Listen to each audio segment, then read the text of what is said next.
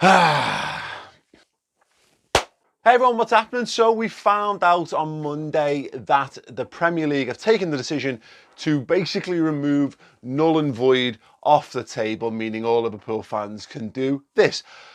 I did a video the other day about the asterisk title.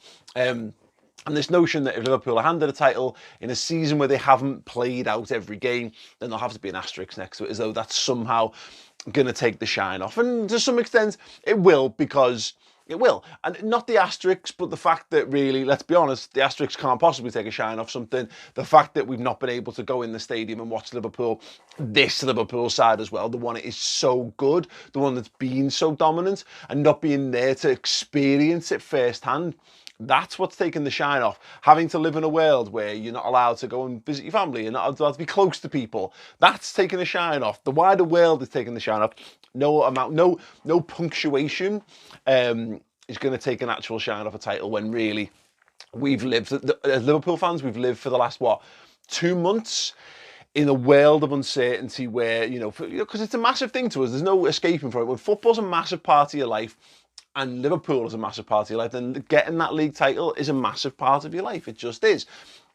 So we've lived in this real period of uncertainty and potential misery and heartbreak. And I was speaking to the Toffee TV lads, and I was talking about this, like the typical Liverpool kind of stuff, or the Liverpool way being over the last 20 years, it's been falling short in increasingly comical ways. They didn't get that because obviously Everton haven't won a trophy since 1995. And it falls on deaf ears when you're explaining it. But we've had so many near misses, and when we come close and miss, you don't get people going, "Oh, unlucky Liverpool, well done, wow, what a great effort." You get people going,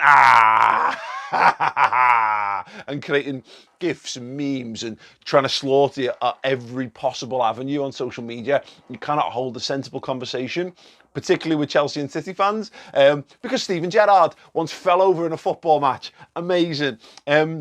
So, yeah, no one really, we have this situation, don't we, where whenever Liverpool don't quite make it, it is, I said after we lost in Kiev, Liverpool need to stop coming up with new ways to break our hearts. And now since then, what's happened is last season, when we finished a point behind City with the third highest points total in Premier League history and finished second, that would have been heartbreaking, genuinely heartbreaking. Like I'd have really struggled to take that if, of course, Liverpool hadn't gone on and won the European Cup that season. So I'm digressing a touch on this, but the point I'm trying to drive to is, when we heard that there was this virus in China impending, and we heard there was a meteor coming to strike the earth, it became a little bit of Gallows humour about, like, oh, what's going to get in the way of Liverpool winning the title? And again, that comes from somewhere, and that comes from this just vehement, intense, fiery passion from deep down inside all of us, just to get one in the bag, just to get over the line, just to get a league title won. So now with the Premier League having the meeting on Monday and saying effectively,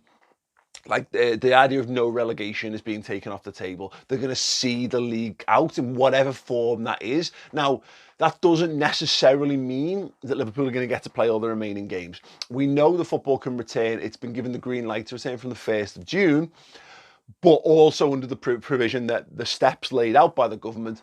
Step 2, 1st of June, all these things are at the earliest. Kids can return to school at the earliest, the 1st of June. If there's another massive peak, that's going to change the plan. So, it doesn't mean that we can all get ourselves ready. We're all prepped and 100% ready to go on live Premier League football all of a sudden. The encouragement is, of course, we're seeing the Bundesliga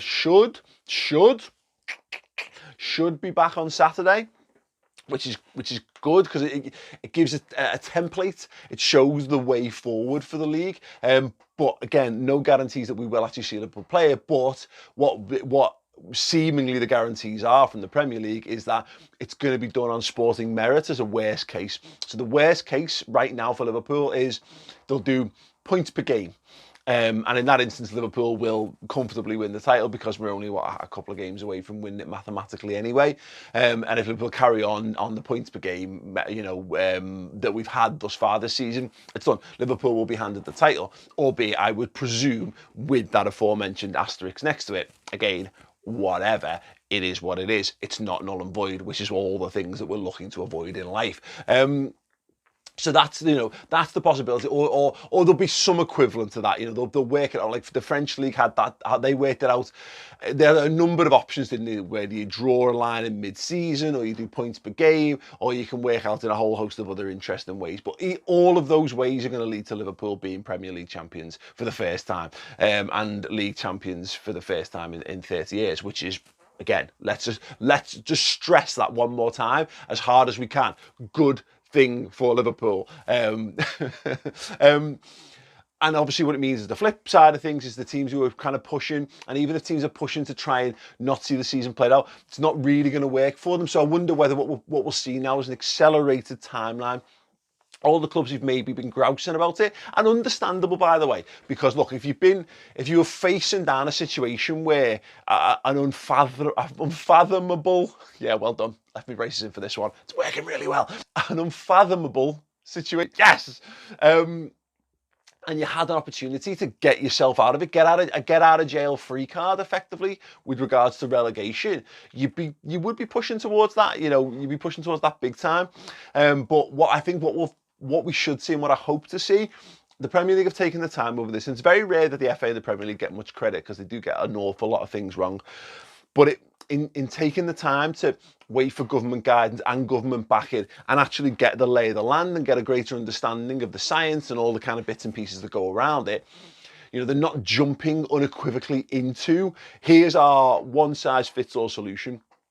They've got a sense of everything. They're gathering all the information. They're going to put a plan in place. And because what we've had is we've had weeks and weeks and weeks of everybody in all quarters, from players to chairman, to fans, to fan groups, to the media, all trying to throw their oar in, because everyone's got an opinion on this. Because if you're a football fan, you've got an opinion on this in some shape or form. What should happen to football? And, you know, and there's loads of different camps in this, for, you know, because whilst it's worth being in a camp until there's a cast iron, set in stone kind of tablet of commandments for how your football is going to proceed.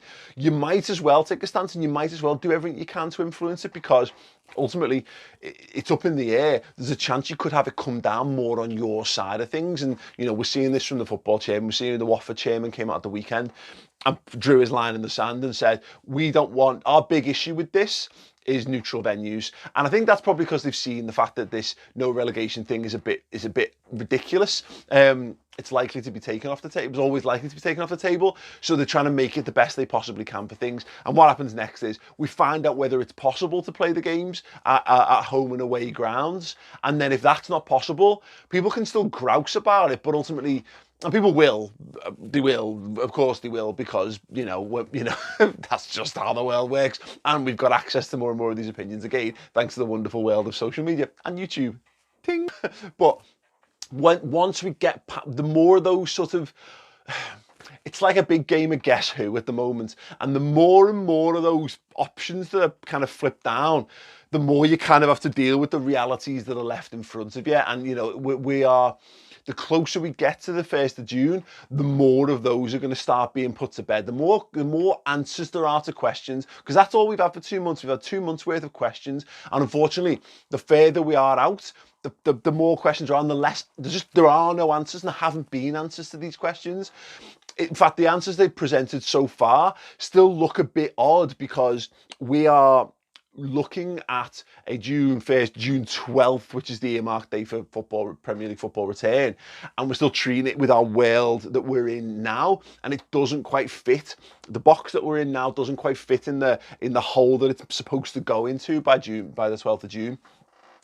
But as I say, the closer we get to that, the more answers we get, and the more it's likely the edges of this box are going to be rounded off. So it's no longer a square peg in a round hole. It should fit. It won't be a perfect fit, because look, let's face it, the perfect fit for football is to have fans in stadia, and that's not going to happen anytime soon. So football is never going to quite be the same while the pandemic is ongoing. Until there's a cure for coronavirus, football is not going to be truly be the sport that we know and love, particularly not for people who go the games, you know, and that's where there is an important division in this. You know, the atmosphere is going to be gone, so the atmosphere on the telly is going to be different. It's going to be a diminished television prospect, but for me personally, I'm gutted, genuinely gutted that I can't be there. I can't throw people up and down on my shoulders. I won't be able to go to a parade. Like, that parade at Liverpool in Liverpool for the Champions League last year was a generational moment. Being able to take my kids down and share that with them when, they can't take them in the games because I can't afford and I can't get the tickets to get them in the games, but I can take them to parades. And we're going to lose that social aspect. Even if you're the kind of person who doesn't live in Liverpool, doesn't go to the games, you're going to miss out on the aspect of being in the pub. And that's bad. That's a big loss.